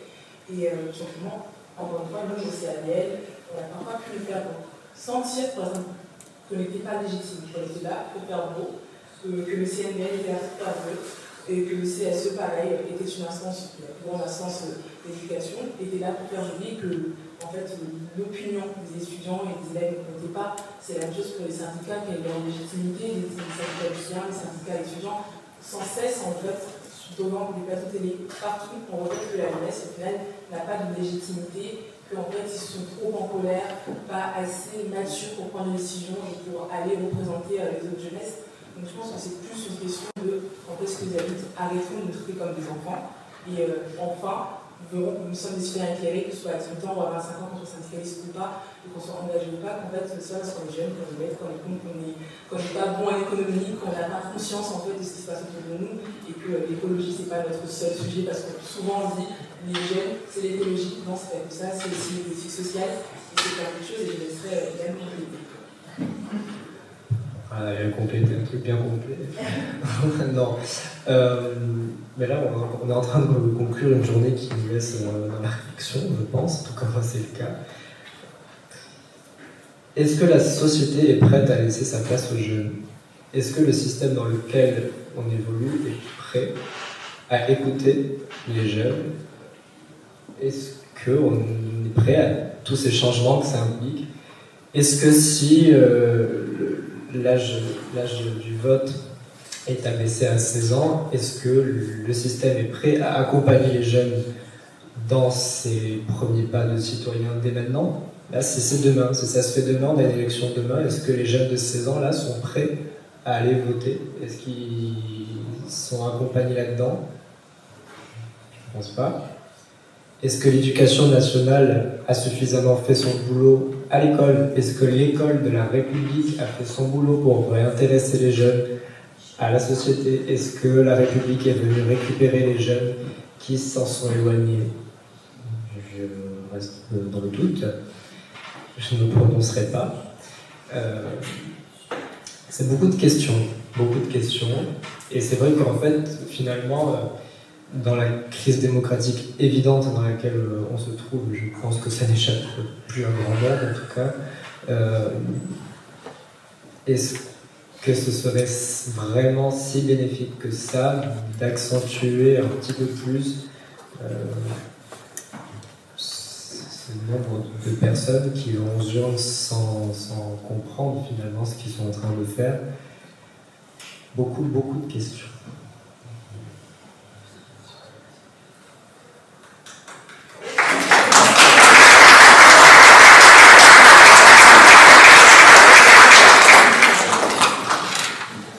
Merci beaucoup aux intervenants et au public. Merci beaucoup aux intervenants et au public. Alors, on a écouté des propos conclusifs qui seront performatifs. Les propos conclusifs, c'est pour vous remercier, on remercie les intervenants. On a prévu de faire une publication grâce à la mécénat de Bordeaux. Donc, on a hâte de lire ce que les intervenants ont fait et on a hâte de vous donner la chance de le faire. Voilà, je pense que vous avez trouvé que c'est intéressant. Je pense qu'il y a une question permanente de la pluridisciplinarité, mais sur cet objet-là, on a bien vu qu'on avait intérêt de croiser les regards disciplinaires et les regards disciplinaires et des acteurs engagés dans la société civile. Que dire de plus? Moi non plus, je n'avais pas fait spécialement un avis, mais je trouve que la manière dont la question a été déplacée, est-ce qu'il faut le faire versus est-ce qu'il y a bien une raison de ne pas le faire? Faites la réponse dans ce déplacement, voilà, et puis il y aurait plein de choses encore à dire. Moi j'ai beaucoup apprécié quand même.